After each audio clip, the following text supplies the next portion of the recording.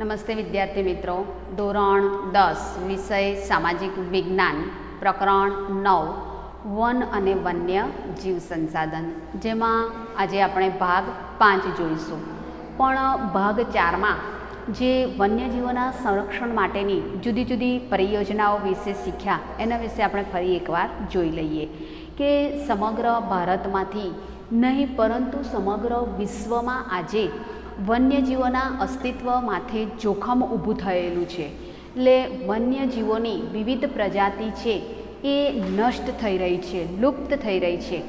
તો આ વન્યજીવોના જે લુપ્ત થતી જે પ્રજાતિ છે એના સંરક્ષણ માટે ભારત સરકાર દ્વારા વન્યજીવ બોર્ડની રચના કરવામાં આવી અને તે અંતર્ગત જે લુપ્ત થઈ રહ્યા છે કે જેના અસ્તિત્વ સામે જોખમ તોળાઈ રહ્યું છે એવા વન્યજીવોના સંરક્ષણ માટે વિવિધ પરિયોજનાઓ અમલમાં મૂકવામાં આવી, જેમાંથી કેટલીક મહત્ત્વની પરિયોજનાઓ વિશે આપણે આ ભાગમાં જોયું હતું.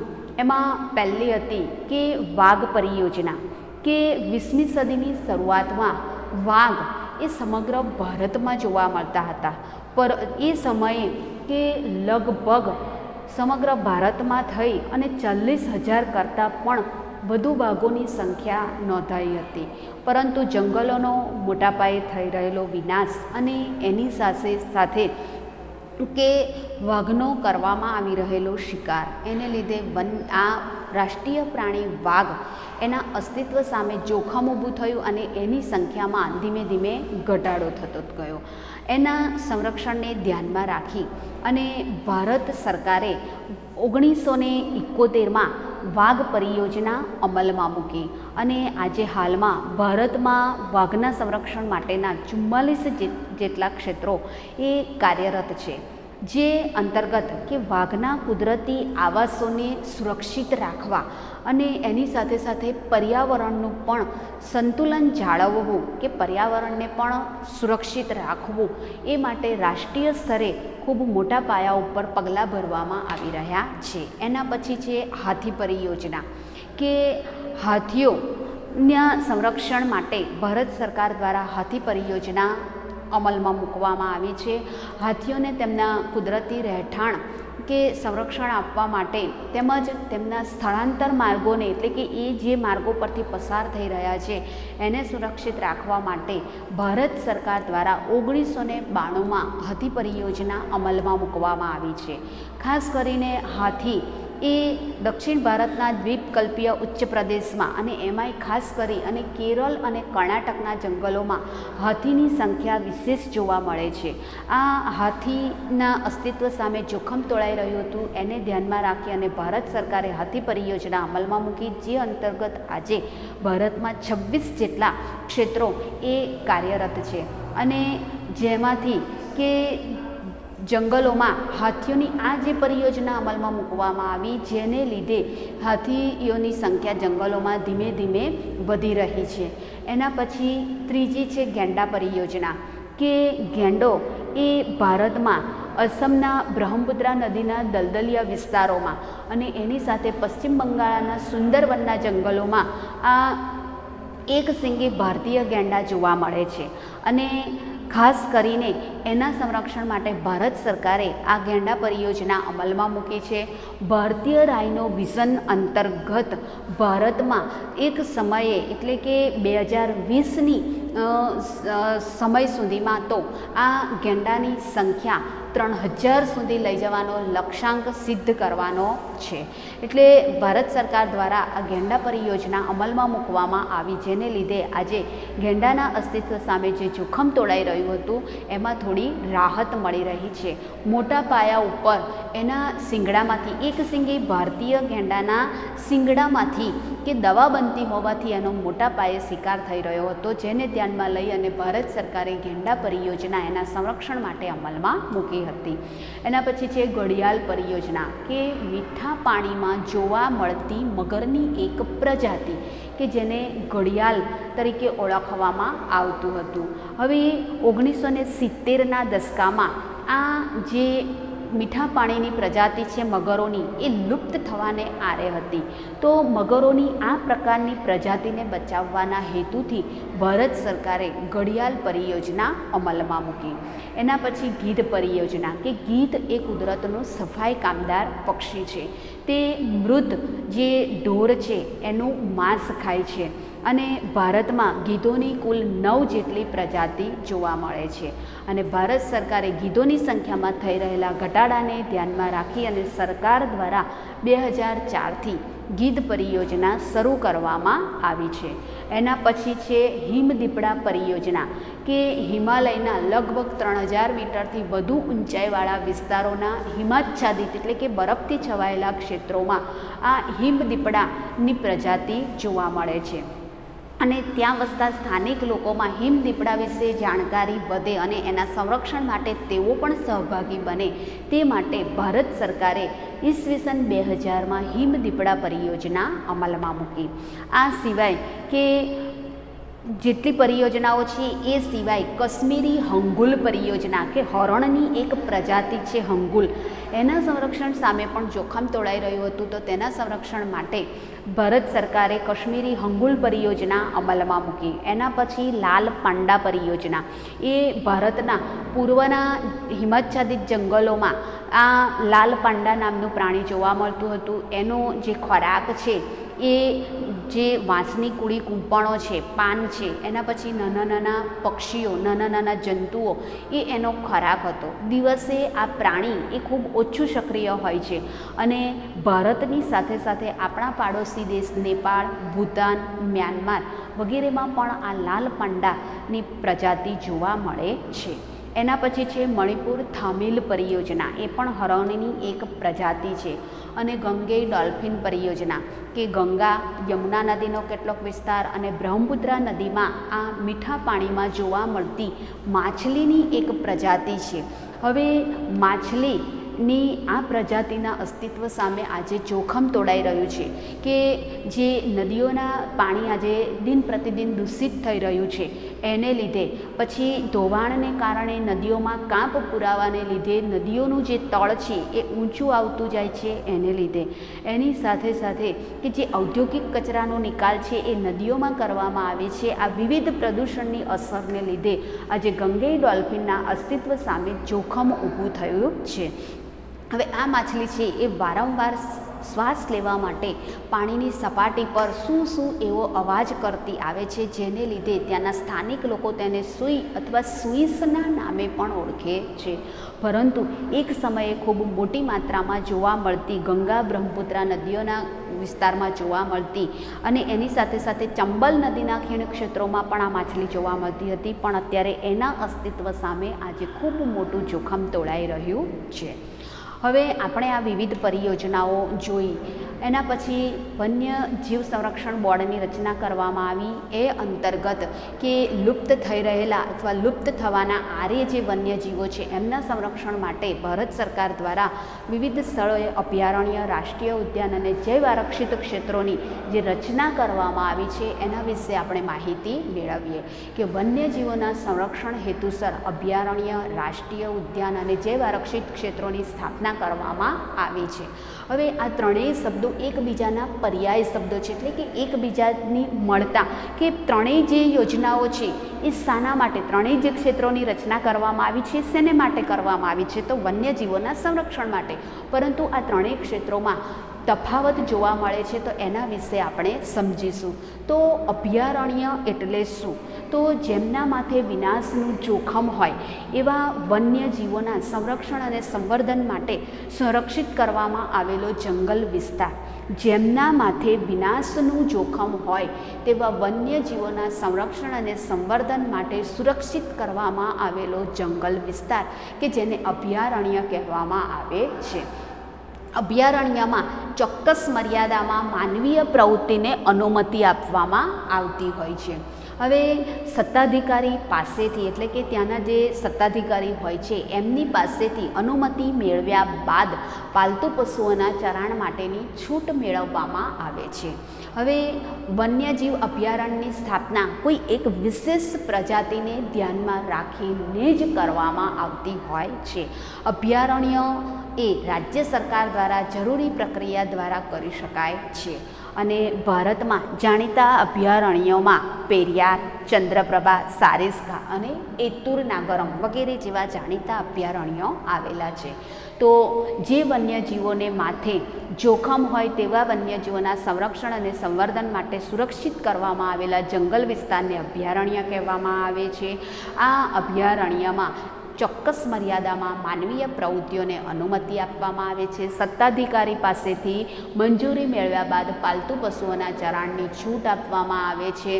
આ વન્યજીવ અભયારણ્યની સ્થાપના કોઈ એક વિશેષ પ્રજાતિના સંરક્ષણ માટે કરવામાં આવે છે અને એની રચના એ રાજ્ય સરકાર દ્વારા કરવામાં આવતી હોય છે. આપણા દેશમાં પેરિયાર, ચંદ્રપ્રભા, એતુર નાગરમ અને સારિસ્કા વગેરે જેવા કેટલાક મહત્ત્વના અભયારણ્યો આવેલા છે.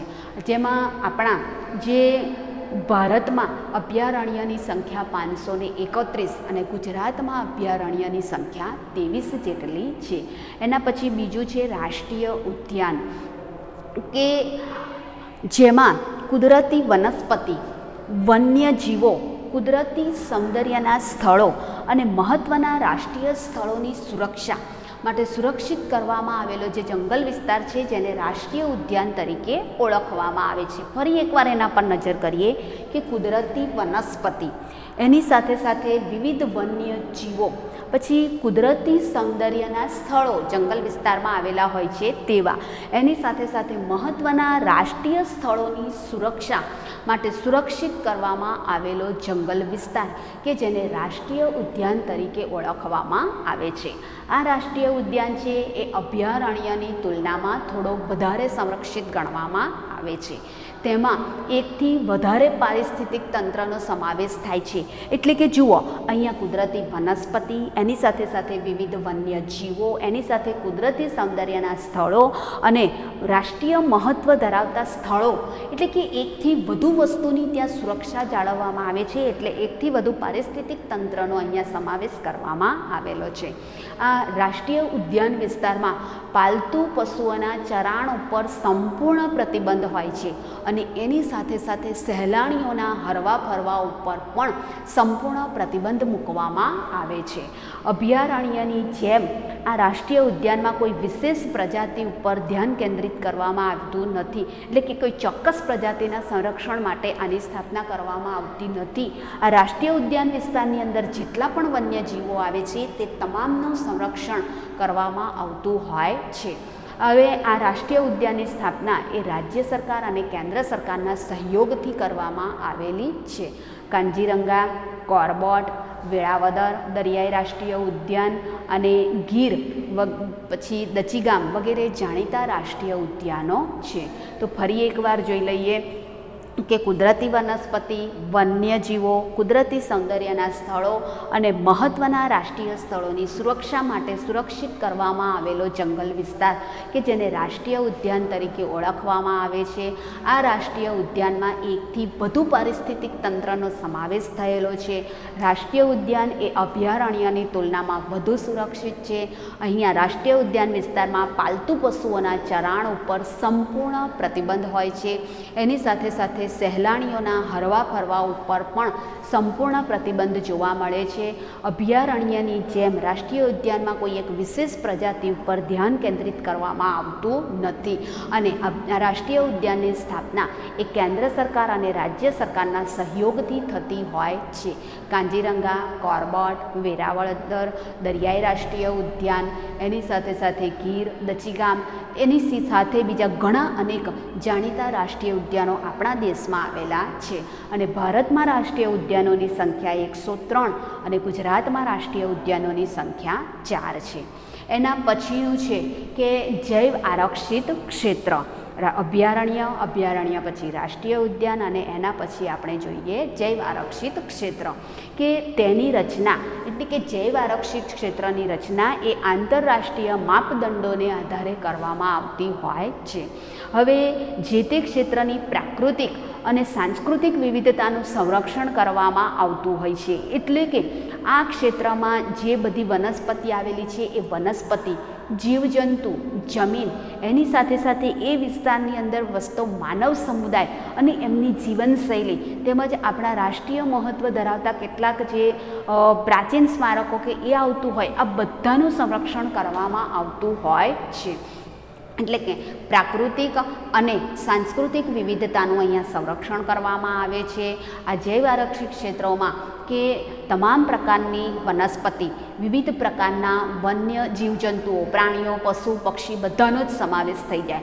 એની સાથે સાથે આ વિસ્તારમાં આવતી જમીન અને સાથે સાથે કે આ વિસ્તારની અંદર વસતા માનવ સમુદાયની જીવનશૈલી, આ તમામનું અહીંયા એક સાથે સંરક્ષણ કરવામાં આવે છે. જૈવ વિવિધતા બાબતે કે જે સંશોધન હોય છે, જૈવ વિવિધતા વિશેના જે સંશોધનો છે અને પ્રશિક્ષણની સુવિધા આ જૈવ આરક્ષિત ક્ષેત્રોમાં પૂરી પાડવામાં આવતી હોય છે. આ પ્રકારે ઘોષિત વિસ્તારોમાં તમામ પ્રકારની માનવીય ગતિવિધિ ઉપર સંપૂર્ણ પ્રતિબંધ હોય છે. એટલે કે સહેલાણીઓના હરવા ફરવા ઉપર, પાલતુ પશુઓના ચરાણ ઉપર, આમ તમામ પ્રકારની માનવીય ગતિવિધિઓ ઉપર સંપૂર્ણ પ્રકારે પ્રતિબંધ મૂકવામાં આવેલો છે. આ ક્ષેત્રનો સરેરાશ વિસ્તાર 5000 ચોરસ કિલોમીટર કરતાં વધુ હોય છે. એટલે કે જે ક્ષેત્રનો વિસ્તાર 5000 ચોરસ કિલોમીટર કરતાં વધારે હોય તેને જૈવ આરક્ષિત ક્ષેત્ર તરીકે ઘોષિત કરવામાં આવેલું છે. ભારતમાં નીલગિરી, મન્નારની ખાડી, સુંદરવન, ગ્રેટ નિકોબાર ટાપુઓ, પંચમઢી વગેરે જાણીતા જૈવ આરક્ષિત ક્ષેત્રો છે. અને એની સાથે સાથે ગુજરાતમાં કચ્છના રણની વિશિષ્ટ પરિસ્થિતિના સંરક્ષણના હેતુ અનુસાર 2008થી આ કચ્છના રણ વિસ્તારને જૈવ આરક્ષિત ક્ષેત્ર ઘોષિત કરવામાં આવ્યું છે. તો ભારતમાં જૈવ આરક્ષિત ક્ષેત્રોની સંખ્યા 18 અને ગુજરાતમાં 1 છે. તો ફરીથી એકવાર જોઈ લઈએ કે જૈવ આરક્ષિત ક્ષેત્રોની રચના એ આંતરરાષ્ટ્રીય માપદંડો અનુસાર કરવામાં આવે છે. જે તે ક્ષેત્રની પ્રાકૃતિક અને સાંસ્કૃતિક વિવિધતાનું સંરક્ષણ કરવાનો હેતુ એમાં રહેલો છે. અહીંયા જે તે ક્ષેત્રમાં આવરિત તમામ પ્રકારની વનસ્પતિ, તમામ પ્રકારના જીવજંતુઓ, વન્યજીવો, એ વિસ્તારમાં આવતી જમીન અને એની સાથે સાથે ત્યાં વસતા જે માનવ સમુદાયો છે એ માનવ સમુદાયોની જીવનશૈલી, આ તમામનું એક સાથે સંરક્ષણ કરવામાં આવે છે. એની સાથે સાથે કે ત્યાં જૈવ વૈવિધ્ય અને સંશોધન તેમજ પ્રશિક્ષણ માટેની ખાસ સવલતો પણ ઊભી કરવામાં આવે છે. અને આ પ્રકારે ઘોષિત કરવામાં, એટલે કે જૈવ આરક્ષિત વિસ્તારમાં માનવીય ગતિવિધિઓ ઉપર સંપૂર્ણ પ્રતિબંધ હોય છે. અને આ ક્ષેત્રની રચના છે એ અંદાજે 5000 ચોરસ કિલોમીટર કરતાં પણ વધુ વિસ્તારમાં જોવા મળે છે. જૈવ આરક્ષિત ક્ષેત્રની રચના એ કેન્દ્ર સરકાર દ્વારા કરવામાં આવતી હોય છે. ભારતમાં નીલગિરી, મન્નારની ખાડી, સુંદરવન, એના પછી ગ્રેટ નિકોબાર ટાપુઓ અને પંચમઢી વગેરે જેવા જાણીતા જૈવ આરક્ષિત ક્ષેત્રો આવેલા છે. એની સાથે સાથે કચ્છના રણ વિસ્તારની વિશેષ પરિસ્થિતિને ધ્યાનમાં લેતા ભારત સરકાર દ્વારા 2008થી કચ્છના રણ વિસ્તારને જૈવ આરક્ષિત ક્ષેત્ર તરીકે ઘોષિત કરવામાં આવ્યું છે. તો અહીંયા ભારત અને ગુજરાતમાં જૈવ આરક્ષિત ક્ષેત્ર, રાષ્ટ્રીય ઉદ્યાન અને અભયારણ્યોની સંખ્યા પર ફરી એકવાર નજર કરી લઈએ કે ભારતમાં જૈવ આરક્ષિત ક્ષેત્રોની જે સંખ્યા છે એ 18 અને ગુજરાતમાં 1, જેમાં કચ્છનું રણ. એના પછી રાષ્ટ્રીય ઉદ્યાન ભારતમાં 103 આવેલા છે અને ગુજરાતમાં 4.